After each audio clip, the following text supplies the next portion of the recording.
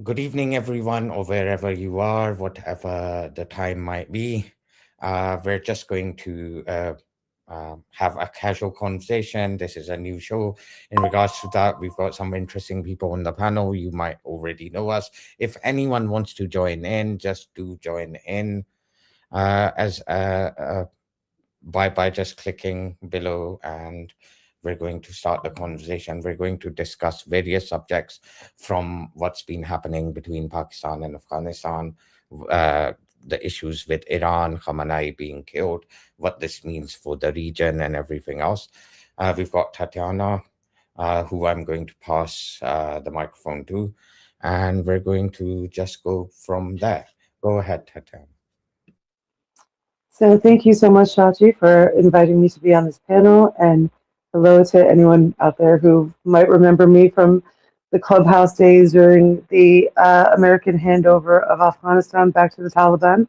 Shachi and I used to host a lot of conversations at the time. And what was the prominent narratives and opinions at the time seemed to have shifted in the intervening years. So we had at that time there were Afghans that were against the Taliban, obviously for and obvious reasons, and Pakistanis who not 100% but like largely the majority supported at least the Afghan Taliban, and those opinions seem to have migrated in the time. So we're going to be looking at what influences these paradigm shifts to diametric opposites in populations and how that's come about, and ramifications thereof.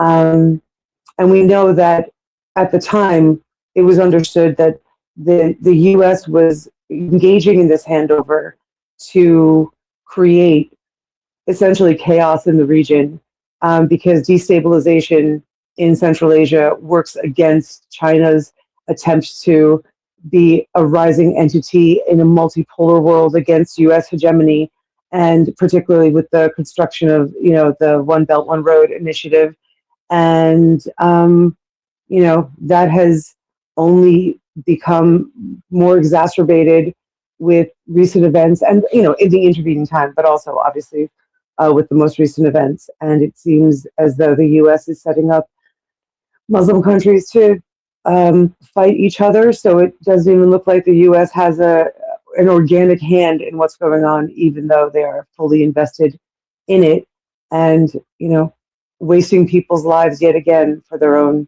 desire to hold on to power. So, on that note, I'm going to pass it to Maham. Would you like to speak next?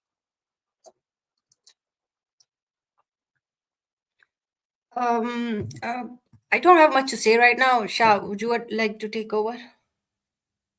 Yeah, so there's something very interesting which you mentioned, Tatiana. I'm going to basically reiterate that it's astonishing to see how when Taliban took over in Afghanistan, a lot of Pakistanis were in support of that, and today they despise the Taliban as it kind of backfired. And then we've got the Afghan diaspora who used to despise the Taliban, who are all of a sudden now supporting the Taliban within Afghanistan, because there's a conflict between Afghanistan and um, Pakistan. But the interesting factor is both of these countries basically share a border with Iran, where the Ayatollah has been killed. And with that, I'm just going to like go to Sid.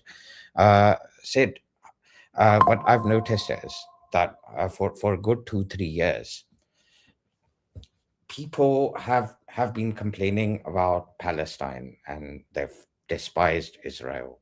But all of a sudden, I see a lot of people basically saying that what Israel is doing is basically a blessing in disguise.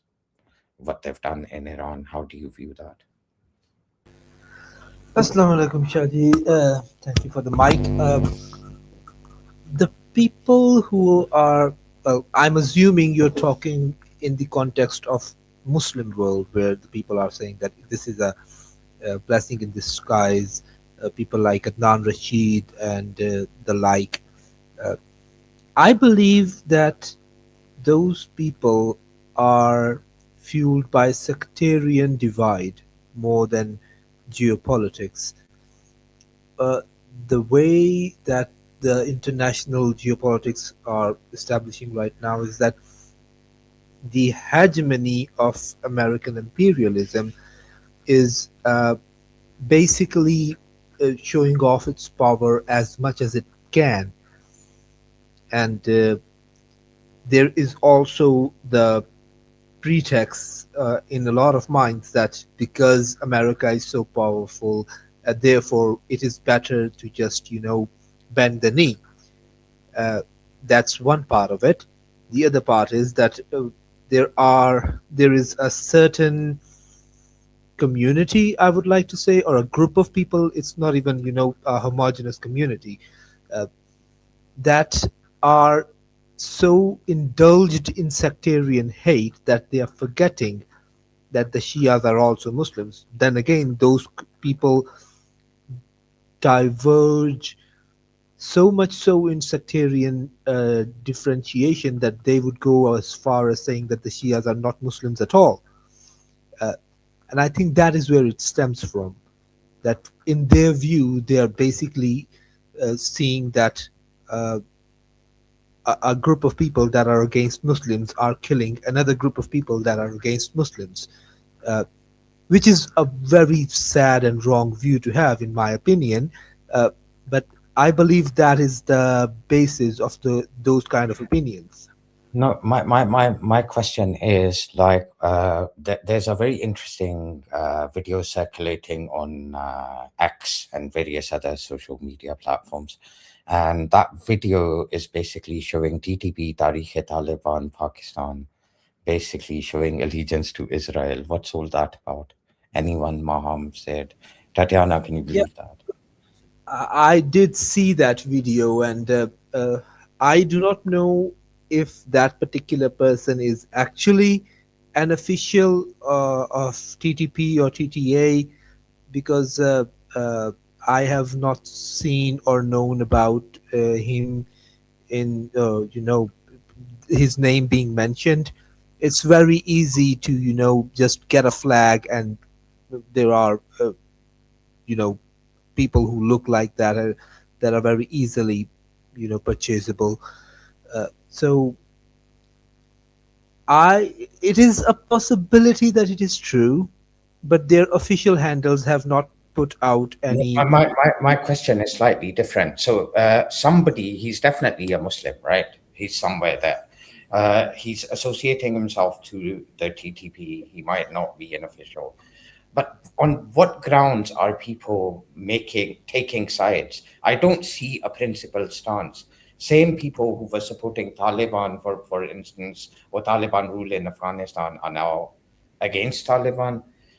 People who were pro-Taliban have turned go against Taliban. There were people who were pro-Israel. All of a sudden, they attack Iran, and you begin to hear all kinds of stuff that and they've did that. Shachi, I don't think anybody supported Taliban because they were Sunni or Deobandi or whatever. I think it was in Pakistan, other than the masses, the attitudes was more like it's our strategic depth.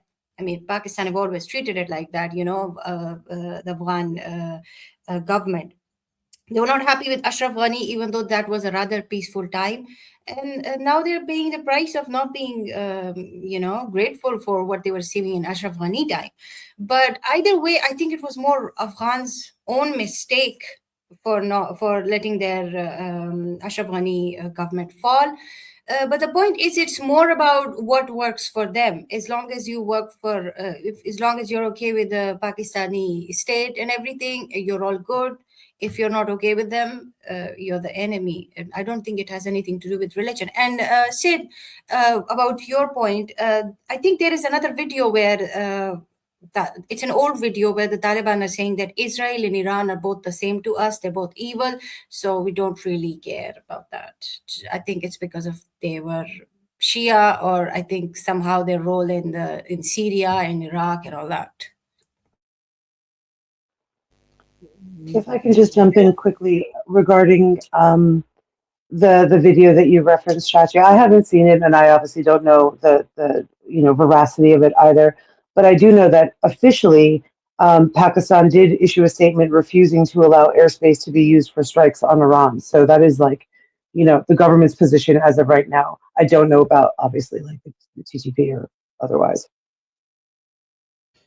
Yeah, so that's an interesting take, and again, I think a lot of emotions are flowing when it comes to these conversations.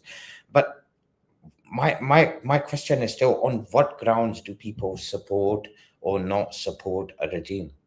It's like very weird. Even like It's left. you have to understand, Shaji, that uh, in these 3 years, a lot of different geopolitical shifts happened.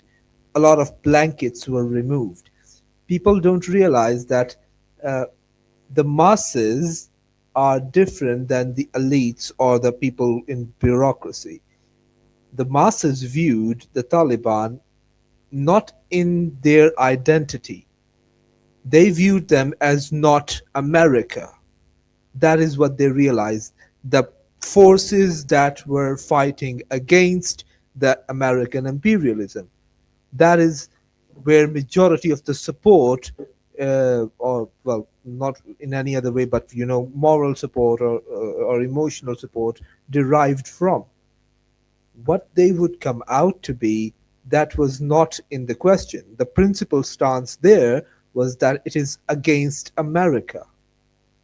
Now, after they came into power, they did not shift from TTP.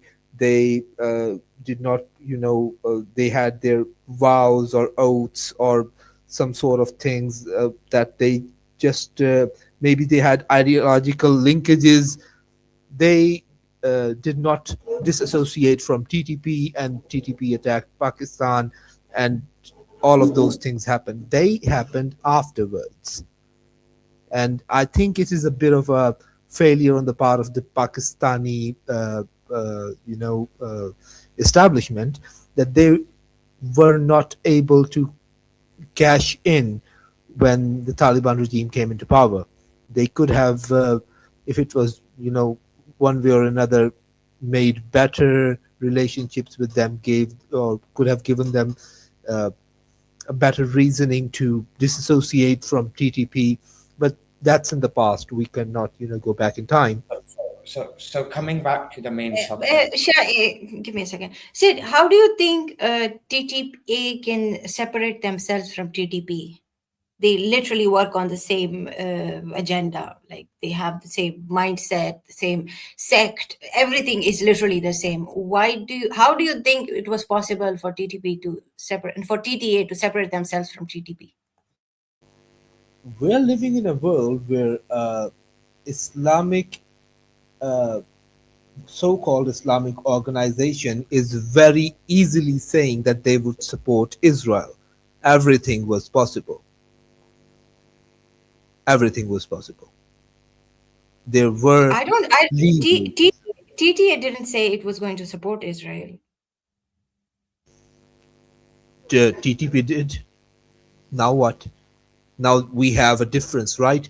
Those differences could have been exacerbated. Those differences could have been multiplied. Those differences could have actually there were are you a lot of things that could have been done. Are you basically saying that TTP's stance, because it's not, is basically to support Israel? That's not their official stance. Even though it's a terrorist organization, we have to be fair. They haven't said that. That's just one video circulating. Yeah, that is one video. But why don't you share that video? I found it interesting because no. Can you share the video? I'm not asking you. Yeah, can you play the video? Yes, I can. Just give me a moment.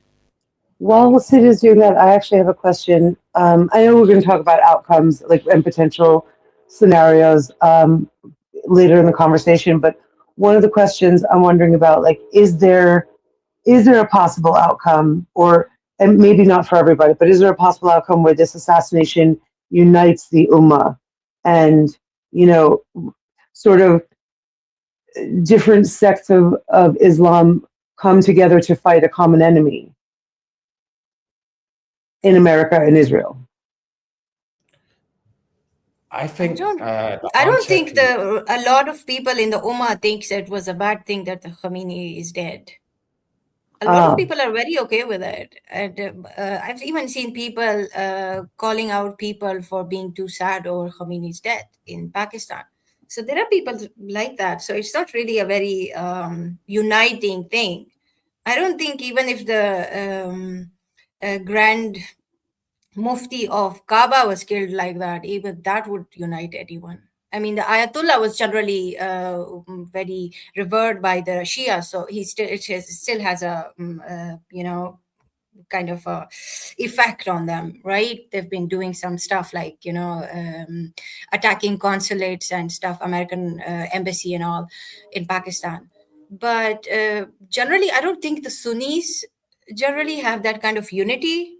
Most of them have been fighting each other for most of the time, so I don't think that's possible. So do you think that Sunni Muslims don't still, I mean, yes, other Muslim countries in the region obviously like had a great problem with Iran for their own reasons, but is there not solidarity, like I think Shachi pointed to a bit like earlier on, like is there not some element of solidarity of like this is still an attack on Muslims, even if they're a different sect of Muslims? I know with the caveat that some Sunni don't even consider Shia to be Muslims. However, like is there a current or a zeitgeist of like drawing together against such a full frontal attack by powers in the West and supported by the West in Israel? well, I think the situation is in such a way. Ali Shabir is here. The situation is in such a it's developed in such a way, or I should say, Israel and US has played their game in a very tactical way, because Iran they killed Khamenei, and after that, Iran basically retaliated and bombarded 6 different countries, including Israel. 5 of them happen to be Muslim countries. So now what it's being taken as is an attack on those countries when they clearly basically attacked those air bases, but also started to attack other places. That's what their intention was. But they've ended up attacking hotels, they've ended up attacking various other places. So it's kind of developing into a chaos where I think a lot of people from these countries are in coming days going to say that this is, I hope it doesn't turn sectarian, but this is they're taking it as an attack on them. Well, I mean, just a quick note, my last count puts it at 8 different countries, including Israel, because it was, the U.S. Navy facility in Bahrain, airport in Kuwait, explosions in Doha, the UAE in Abu Dhabi, the airport, and then like Dubai, 2 locations. I also read something that the Burj Khalifa was attacked, but I haven't seen like what the outcome of that was. Jordan, they sent 13 missiles, but Jordan said they intercepted all of those, so I don't know if there's anything actually on the ground. And then in Saudi Arabia, it was Riyadh, and there was also some attack in Iraq as well. So they're saying that you're saying that each country is seeing this as just an individual attack and not a concerted action. So majority of these countries where they've, if you look at their statements, if you look at how they're basically taking this, what you'll see is they're basically saying they've been attacked. They're not saying it's, they're not even mentioning Israel and Saudi Arabia. Israel and United States. They're just saying we've been attacked. And I think that in itself there's a huge potential for that to turn into a Muslim versus Muslim fight, or a chaotic with the situation between Pakistan and Afghanistan already escalating, with the situation how it's now turned out in Iran, what we've already got in terms of Syria and Iraq. I think most people are puzzled what's going to happen. It's a recipe for disaster. It's chaotic. And there's every possibility various groups are going to turn against each other. So there's also claims that Cyprus was also attacked because apparently the plane took off from Cyprus, and Iran is trying to bring Europe into this war too. So Ali Shabir Bhai has joined us. Let us welcome Mr. Ali Shabir. How are you doing, sir? Hey, Ali, long time no see. It's Tatiana. And he's gone. Wow. He keeps getting disconnected. He's acting like Israel. I think it's a connection issue. But yeah, the video is ready. He comes, he goes, he strikes. Shaji, the video that you were asking for, it's ready. If you could put it on the screen. I'll put it on screen later, but let's just ask Ali Shabir what his take on the entire thing is in terms of what's happening both in. Okay, I think he's disconnected again. That's just so funny. Is he back? No, he's not back. But anyhow, so let's continue. So where's the video? Like when you're ready, play. It's already presented. Yeah, there you go. I'll play it.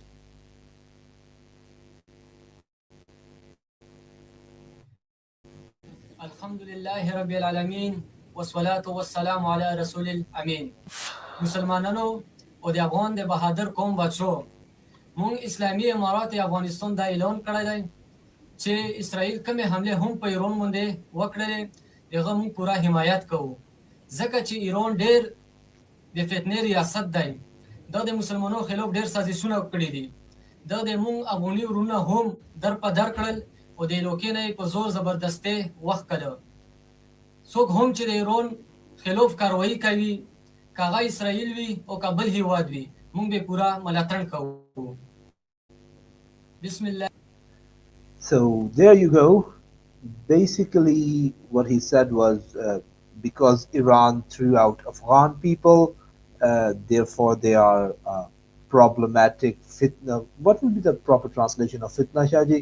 They are a fitna on the Islamic world, therefore whoever attacks it, they commend that attack, even if it's Israel. No, I understand that, but you have to admit that this is not an official video.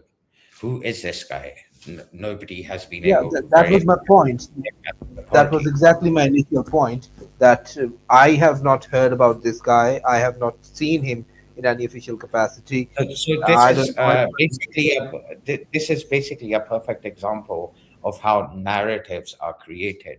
Now, even though I have no reason to basically clarify on behalf of TTP, it's a terrorist organization, but at the end of the day, we should not be promoting fake news, and this is kind of going everywhere, spreading everywhere. Nobody thought for a second, who the hell is this guy? We need to verify.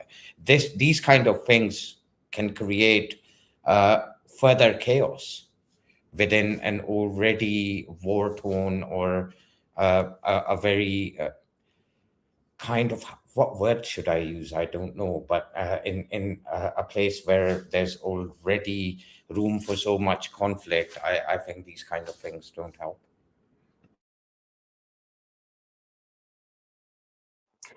I'm curious if any of the countries who have been attacked if you've seen anyone directly blaming Israel or America for Iran's attack on them. Because I don't think that they have the guts to do that.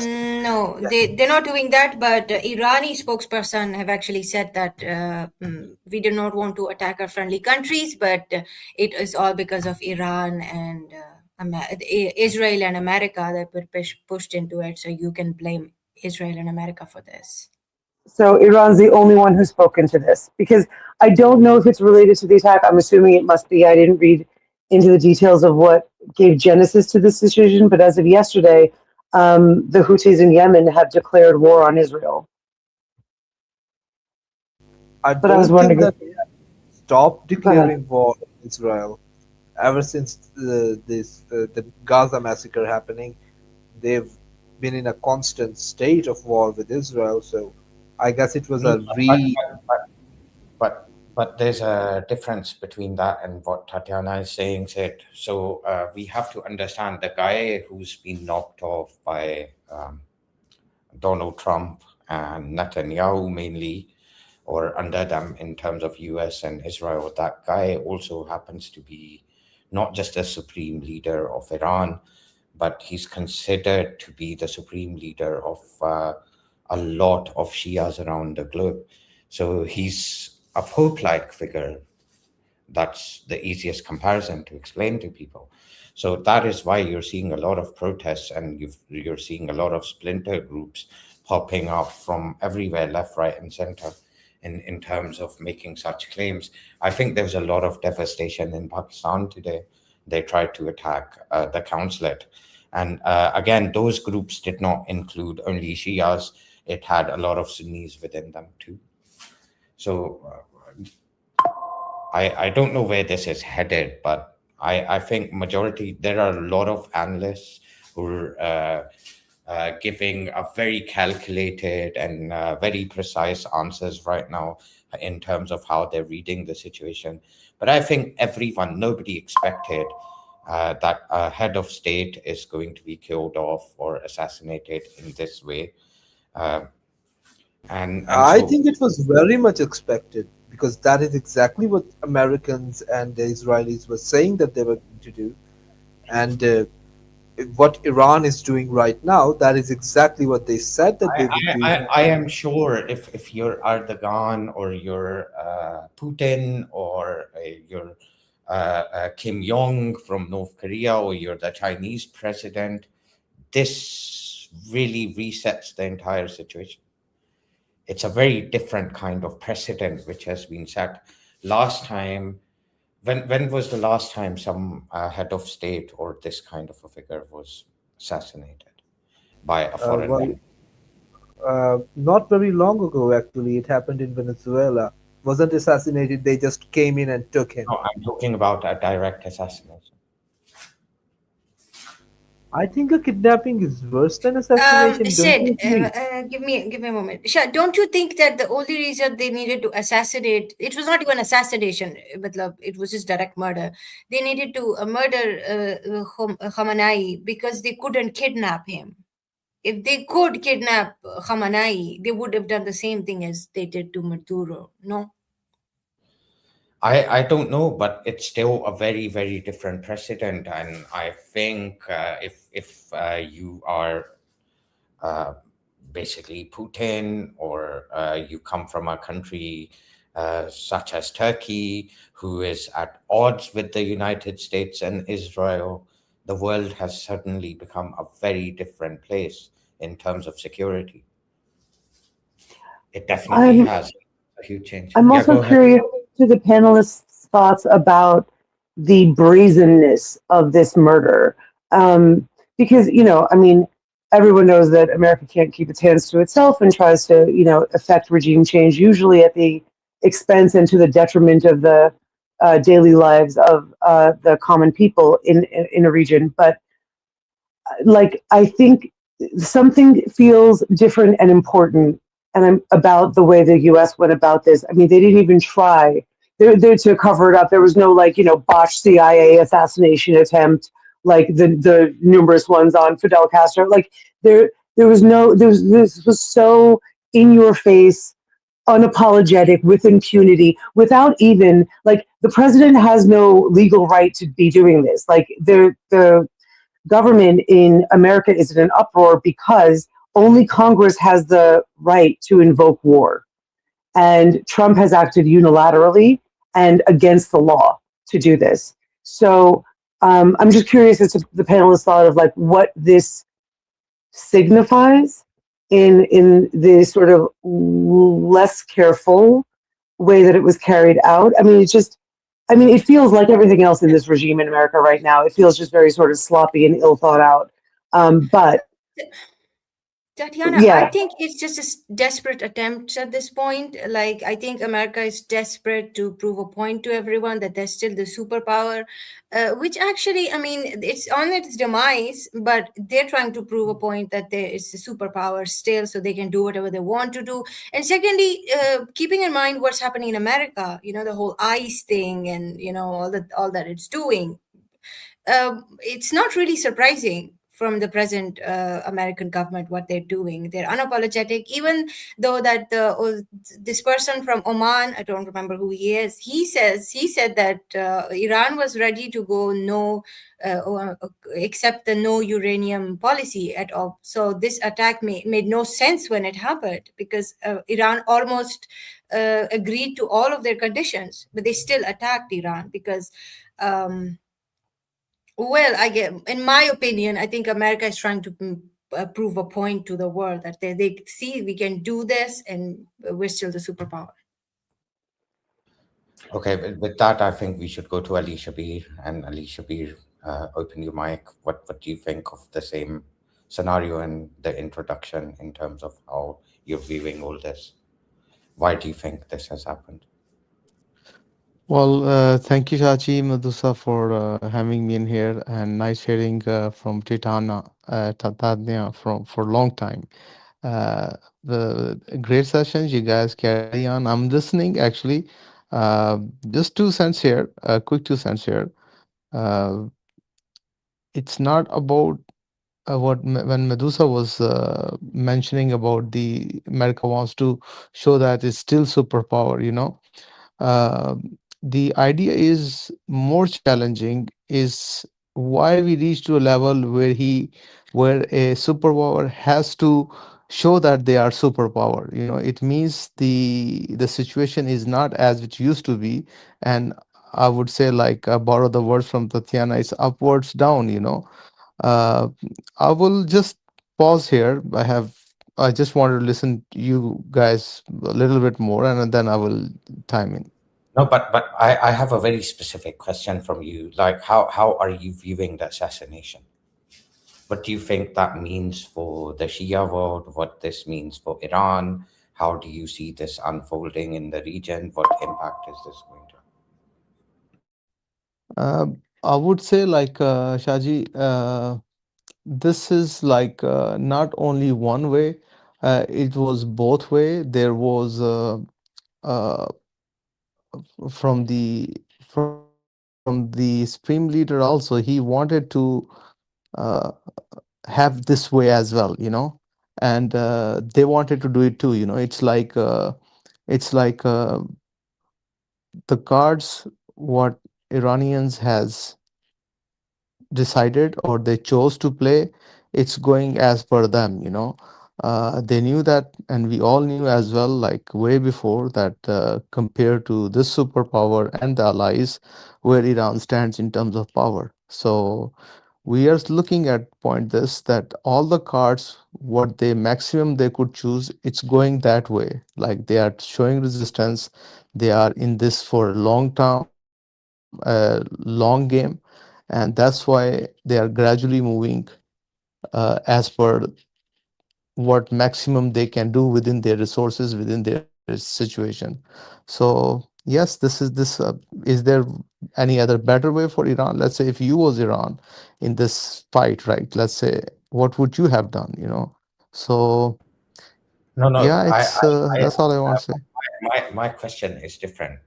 This is like a very different occasion in regards to what's happened.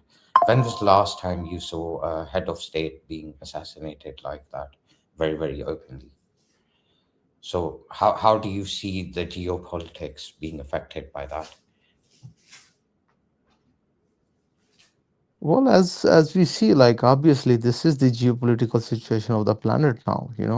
Everyone is taking sides now. Even those who don't want to take sides, they have to take on sides. For example, we were just listening, like, the French are trying to be involved in it. And yeah, it's I hope not, but this is a World War III situation, Okay, Tatiana, how about yourself? Like, how do you view this? Could you have imagined something like that would have occurred? Well, it's hard to not leave everything possible on the table, even the unimaginable like this, with such an emotionally immature regime as is in the United States right now. I mean, these are unserious people with, nuclear weapons, essentially. Like, I don't feel there are people in the power structure behind Trump who's just a figurehead. He's just a grifter, right? And there are people in the power structure who have been, for decades now, 40, 50 years, planning this radical, militant, fascist Christian takeover of the United States. But and in terms of social changes, they have their plan laid out. But I think some of the things that Trump is doing unilaterally, like this murder, is not necessarily part of what they're engineering. And in those spaces, I feel like Trump is just you. There can be you can't say like, oh, I was expecting it or I wasn't expecting it, because you have to expect anything from somebody who is not operating from a place of logic but ego, if that makes sense. But I think Ali Shabir brought up a really good point. A superpower doesn't need to prove it's a superpower, right? It doesn't need to show this heavy a fist, because if you are a superpower, you have lots of other avenues available to you. And it does feel rather like an act of desperation to force through a conflict, probably for all sorts of reasons, not least of which is distraction from the Epstein files, you know. Not saying that that's a primary reason either, but it certainly helps. There's never a crisis that the Americans don't know how to exploit, so for their benefit. So, like, nobody wants this. Nobody in America wants this. And he is acting against both the laws of this country and the desires of its people. So I'm aghast that the American president would, like any American president, would essentially, so openly wade into another country and commit murder. Like, how this is not going to backlash against all of us in America. I know, like, Israel has been pushing for American intervention in Iran for decades, but like, again, it is such an ill thought out policy, unless you look at it from the perspective of them being accelerationists and they're just itching to, light the match and throw it into the kerosene because the conflagration benefits them, because they've already engineered how American security companies are going to disaster capitalism, create profit from the misery of millions, which is a very real and likely scenario.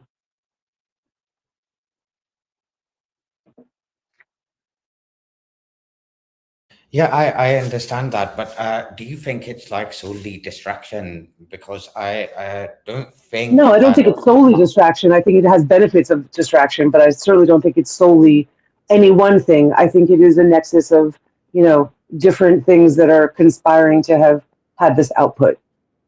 But it benefits them in many ways. It benefits the people, I mean, in no way, but the power hungry at the top, I think they already have their plans laid for how they're going to profit off of this.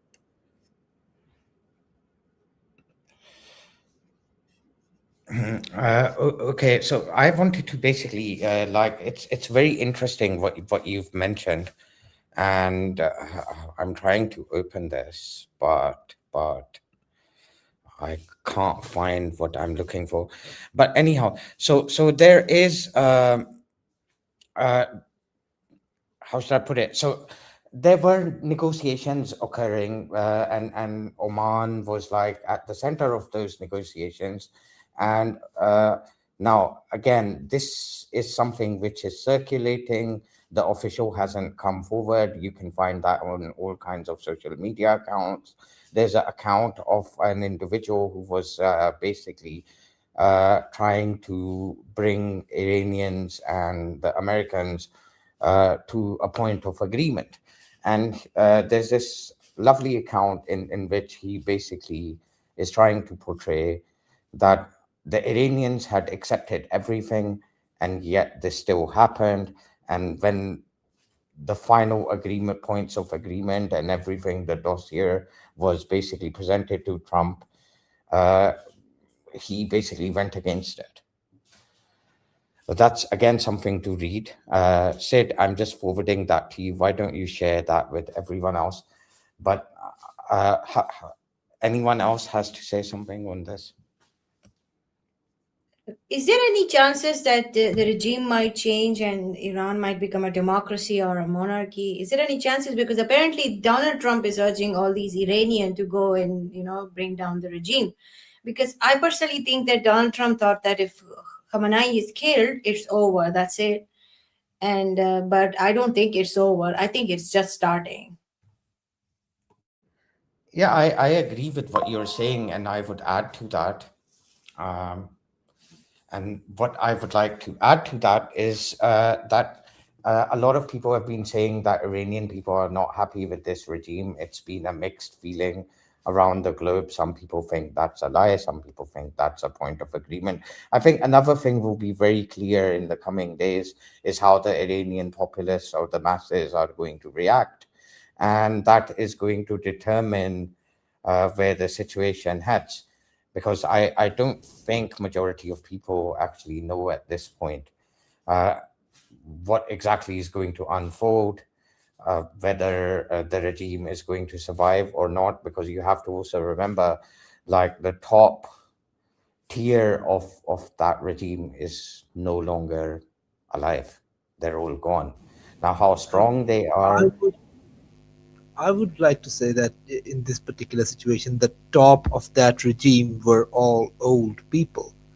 They, and whether people would, consider them good or bad, they were at least honest and true to their cause. So they were planning on, handing the reins to the next generation. It does not really matter that they would, assassinate or murder Khamenei or the next one or the next one, because they have the leadership in line. It's not going to change the Also, regime. you know what? I think I also agree with Ali Shabir on this part, that I think it looks a bit planned, the whole Khamenei thing. Call it a conspiracy, of course. But I mean, the guy was killed in his office, just, in his compound, just sitting there, because he didn't want to leave. He could have gone to a shelter. He went to a shelter last time, I think. So he could have gone, but he didn't go. Maybe it was the purpose of the whole thing was, maybe he thought it would do good for Iran if, they get a martyr, because, Shias, they literally work on that philosophy, Hassan Hussein and all that. Plus, I mean, if I was or anybody else was in that position, uh, he in the past years was mentioning that, my body is, what was the word, uh, jisme na paidar. Like, he was understanding that he was at the end of his life. What better way to go from that perspective? So assassinating Khamenei does not really change anything in terms of the regime, No, but in terms, hold on a second. So, first of all, this needs to be addressed. The first part being that he was not in his compound, or whatever people are saying. He was invited there. He was specifically invited there when this occurred. Invited where? To his home. They were like in a secure place. He was invited to address a ceremony. There was some event. He was basically invited. He was holding an event while the country was getting bombed. There was a state event, and then they said it was a secure thing, and they basically, and that's the major problem. If you look at the last 4 or 5 years, what you will see is there happen to be a lot of moles within that regime who are basically giving out precise locations. And again, that is why, and that brings us back to that thing. it's not how systematic the regime is. I don't know, like, I've been to Iran a few times, and I can assure you of one thing: majority of people who are under the age of 40 would not want to live in a country which is so suffocating. So there's that angle to it, and that cannot be denied. From outside, people can say a lot of things, but it was not a bed of roses living under that regime either for a normal human being. It's not like how it is in Pakistan or other Muslim countries or the UK or anywhere else. You literally had like people checking up your modesty police. So I think Yeah, it as really far as I've seen, the Iranian women are far more modern than Pakistani women. And They also, are. I would like to point out Like that when I look, the thing is, there is a possibility that there is a very, considerable amount of people in Iran that are, well, not Muslims and anti-Islam and whatnot. However, they are Persian. They would want to end the regime, but not replacing it with American or Israeli imperialism.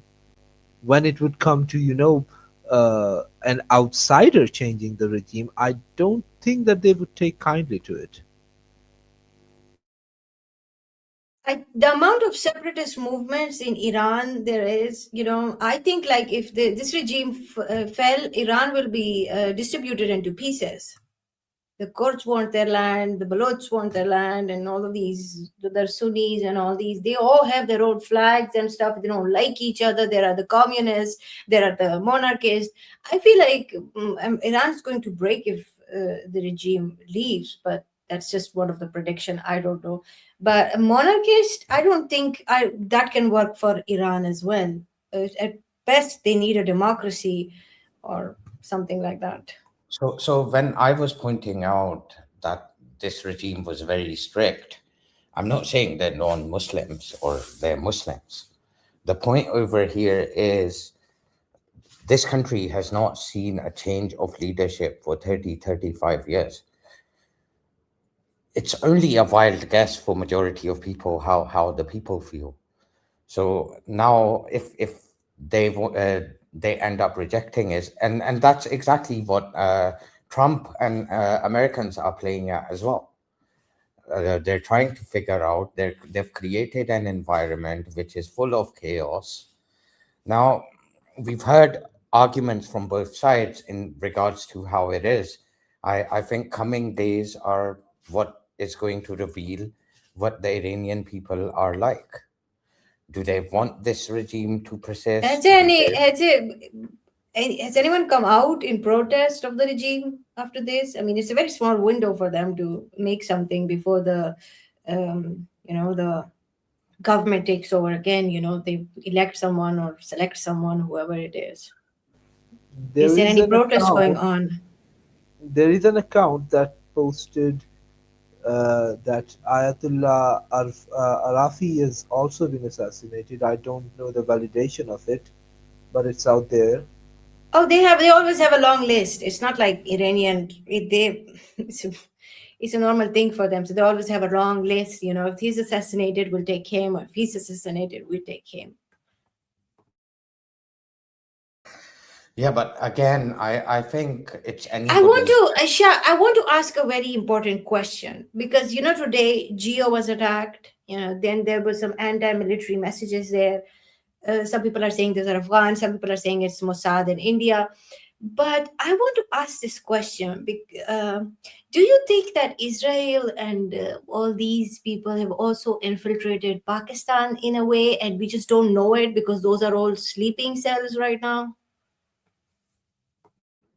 I don't know. Again, that's anybody's guess, but that's deviating entirely from the subject, isn't it? Well, I think we're getting closer and closer to we are already talking around potential outcomes, and I think it might be useful, Shahji, if you would walk us through what the process is, what has been triggered under the Iranian constitution, and what the potential outcomes are and who the players are. Because there's two potential successors whose names I've seen mentioned, and as far as my understanding, like I don't know about their particular IRCG backing and the likelihood of them being appointed, but both of them are going to make Khamenei look like a cakewalk in comparison because they're such hardliners. And so I think that might be helpful for people, for you to walk them through what you had posted on X previously. Yeah, those people who actually believed that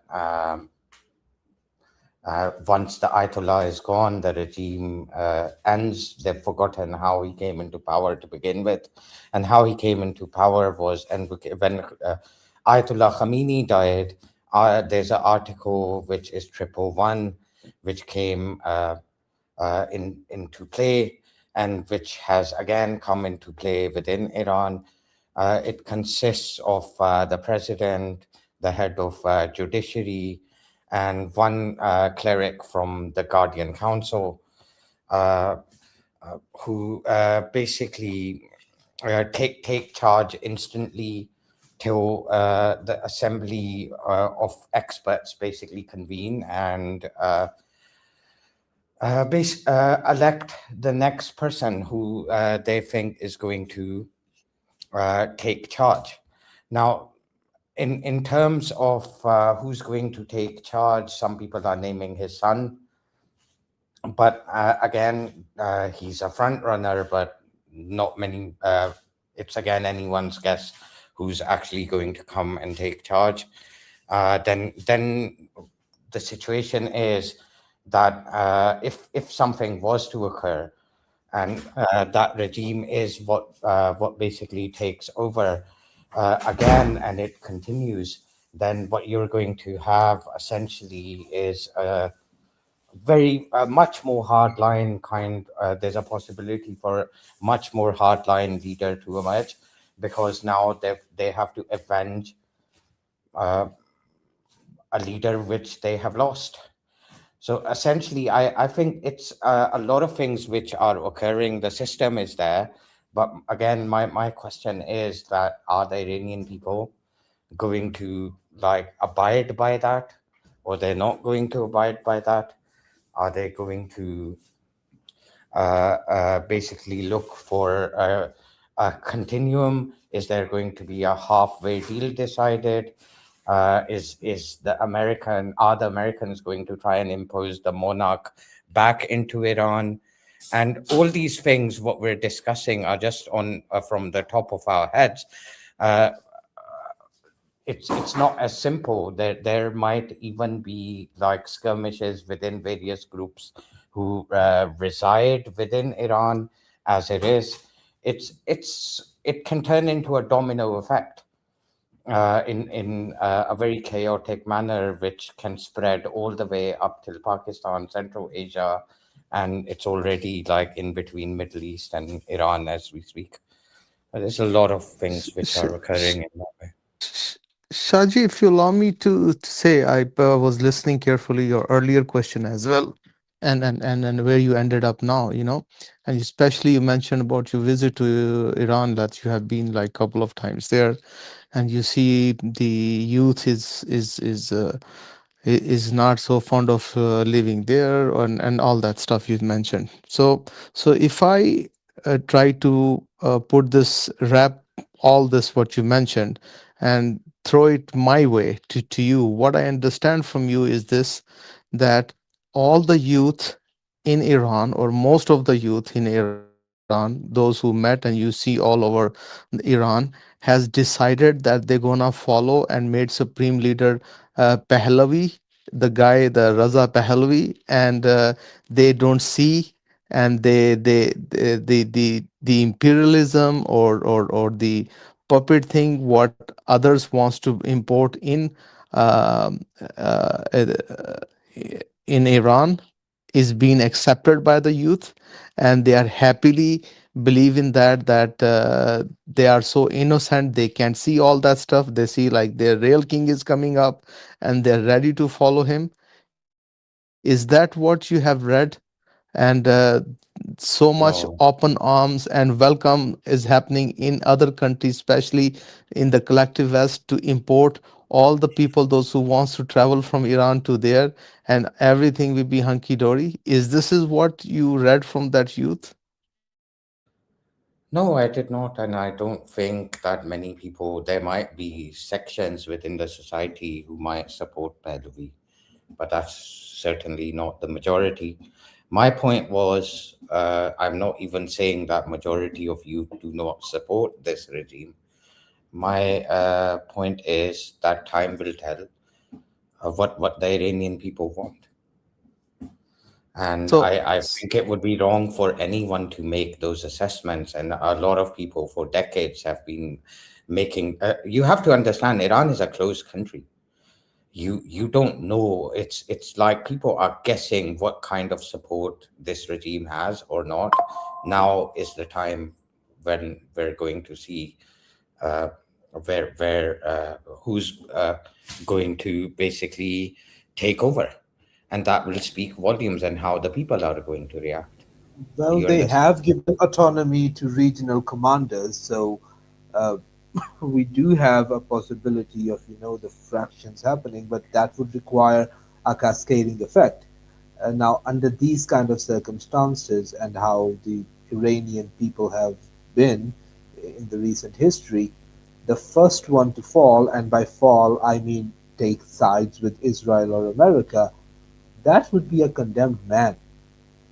So the No, I possibility. don't. I think if you're not familiar with ground realities, it doesn't necessarily mean not supporting the regime means that you're going to support Israel or United States. Number one, I think everyone's familiar with Ahmadinejad. Ahmadinejad is somebody who is not pro-American or not pro-Israel, or but he's still anti-regime, or he's not had a good relation with them in the recent past. I'm not saying he's coming into power, but there are groups within the Iranian society who are not happy with this regime and this system, and they happen to be Muslims, and Shaji, that doesn't this mean they support the US. It Shaji, Yeah, doesn't this this mean. is person you precise. mentioned, No, wasn't he also killed? I've been reading stuff about it. I think No, he's no, also killed. Ahmadinejad is not killed. Ahmadinejad is still there. he's the Ahmadinejad is ex-president. ex-president of Iran. Okay, Shaji, I just want to interrupt here, not interrupt actually, just wanted to add something. Uh, I forgot that point, so I'll unmic again.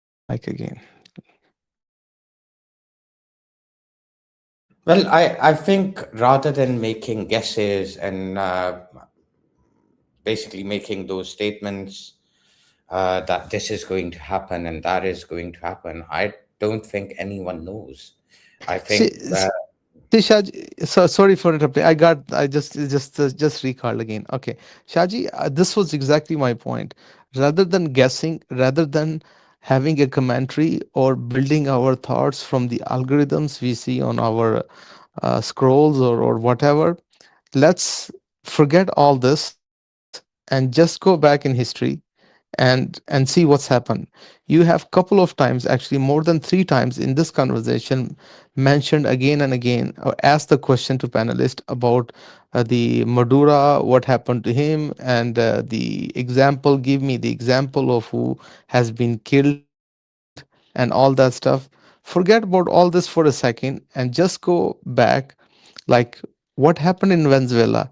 Does that has achieve does US has achieved any of its goals in terms of after changing regime? Are they pumping up oil and making a lot of money out of it? Are the regime or the people are better off than before? Same thing in Iraq, what happened in 2003 and stuff. Same thing you look at it Afghanistan. Same thing you look at Sudan. Did any of the solid imperialist advantages or interest has been served or not? So if we take that timeline, same situation is, we can, I don't want to say predict, but we can feel most likely worse than all of them gonna happen in this situation. I don't want to say gonna happen, but I suspect or I expect or I feel like the geopolitical issue, what you was asking me, is way more challenged, and superpower situation is way more challenged than ever. So that's where I want to end, and I'll just listen. Okay, I think it's what. How do you think their goals have not been achieved? Because in my opinion, the goals have been achieved, especially in this part of the world. Okay, so is the goal was to have not stability in this region, or the goal was to make maximum out of the situation in terms of economy, in terms of oil, in terms of having good relations and establish stable relations with the neighboring countries of Iran at this point? What was the goal then? I think from Doha agreement onwards, the goal was to create a chaos in this region. This happens to be the backyard of China, and as we speak, I think that's pretty much come true. That pretty much has come No, true. what American interest has been served? Well, what American interest has not been served is my question. Now, in this entire situation, Afghanistan uh, is like under the Taliban regime. Iranian regime uh, is like right now kind of in tatters. Since the last year and a half, 2 years, their proxies have been destroyed. They were reduced to kind of isolating uh, within that area. Again, China was basically trying to spend money on them. I think it was referred to as the deal of the century in terms of the investment they were trying to make in China, and they're still in Iran. They're still trying to do that. Uh, Again, that single move of going out from Afghanistan in a disarray, leaving all that ammunition uh, within Afghanistan was to create chaos in the region, and that's worked fine. That is the backyard of China. You do realize in terms of the Chinese stroke the Russians, this So the so more what I chaotic, understand, so the Shaji, more what I chaotic. understand, you Hold on, let me mentioned. finish. Okay, sorry. Let me continue. The more chaotic this area is, it's bad for China because they're already strangled in the South China Sea. So this is definitely working in US's favor. Well, Shaji, I'll end here. I have to catch up something, and I just listen after this for like 15-20 minutes. Shaji, have you seen the statement on the situation from the first day? It took more than 24 hours for China to just release a statement on the ongoing issue when the first attacks have happened. So China is very focused, and they are not distracted at all, and they don't want to get distracted, and they want to be super focused on their building of their economy.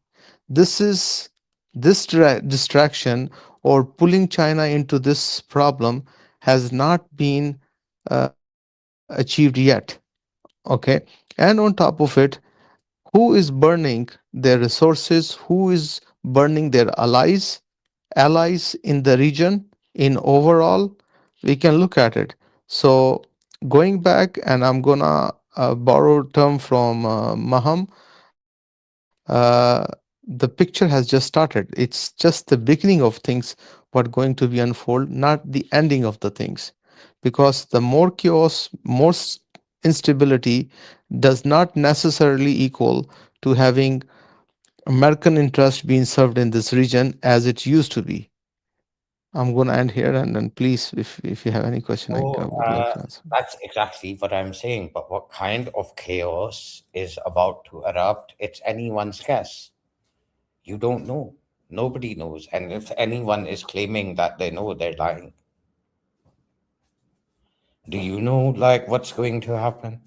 Do you I think? don't know. Certainly, for sure, I don't know. I don't either. I'll be very honest. This is not one of those situations where you're just going to basically predict what's happening for a few days. This is a huge thing. Just imagine being Putin or Kim Jong or anyone who's like not in agreement with the United States right now. All of a sudden, it's on the table that you can be knocked off. Do you get You my know, point? if we're looking for prophecies, we could just go to Oria Makbul Jan, who just says that as a result of all of this, Iran is going to be destroyed, army is going to be stationed at Israel, and then Imam Mahdi is going to come when they No, but when why the are we enemy talking about lies. that? That's I mean, that's that's not the really a geopolitical. He's not really talking about geopolitics, is he?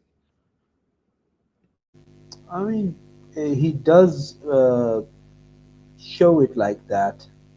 Like this is the particular time where the prophecy of the destruction of Iran is going to be. Well, that just Okay. reminds me of evangelical Christians in America who are waiting for the second coming of Jesus. Why Yeah, why are we talking about it's really funny those people because if they believe what they believe, they should be planning on not letting any of that happen Well, because that's bad for them. that's fine. If anyone has anything to say, make your final comments. Let's go for a close, I guess. It was the first show. We were a bit rough today. Hopefully, next time we'll be more prepared and we'll have a more interactive session. Go ahead. Do you do you have any final comments to make, Sid? Where do you see this ending? Uh, well, my final comments would be to the Muslims around this region that we need to understand the situation where the all the Muslim countries have been brought down to. It really is the time to not be bickering amongst each other because we really cannot afford it right now. There's a doom coming towards us, one country after another, and it's going to end. No country is going to be spared, and we really need to, you know, stop fighting amongst each other to protect ourselves. If we're just going to sit down and say, it's not my problem yet, well, it's going to be in a few years. So buckle up. Okay, Maham. I just want to say that I wish good luck to the Iranians, and I hope they get what they want, not what other people or a small group of people is deciding for them in Iran. I just hope the Iranians get what they want: democracy, even a monarchy or regime, whatever they think is good for Iran. That's all I have to say about this situation. Ali Shabir. Well said, Maham. Yeah, go ahead. Sorry, it's not Shaji. Oh, that's fine. That's fine. Well, just quick. I wish we can leave a better world for the children, especially. I wish them all the good. We hear grandchild. We hear more than 100 children. We hear thousands of children. We have seen so many uh, child. I don't want to use that word with RA. Has been happening with the children, and is that kind of world we gonna leave behind us? So I'm gonna end here. I wish a very safe and secure world for the upcoming, especially for children. Tatiana. I would like to finish off by saying that we've known that for decades, Israel has wanted to draw America and Iran into conflict. I think, and I say this without having supported the regime that existed in Iran, Iran has shown considerable restraint in recent months of not exacerbating the conflict that the U.S. was supporting and engaging in through Israel, and I think that there is something to this destabilization that obviously serves the Americans to the point that they were willing to take such a brazen, ill-advised action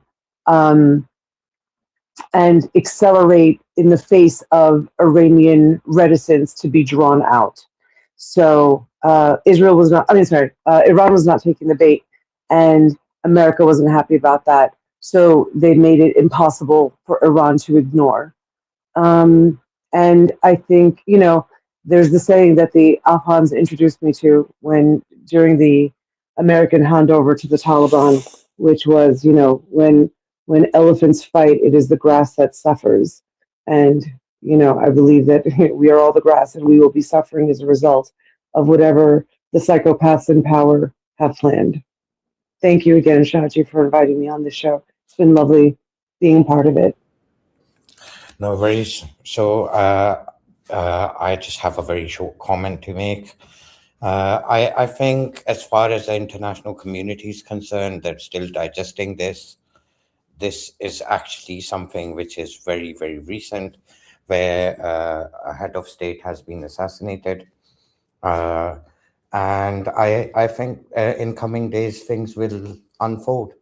Nobody actually knows which direction Iran is headed.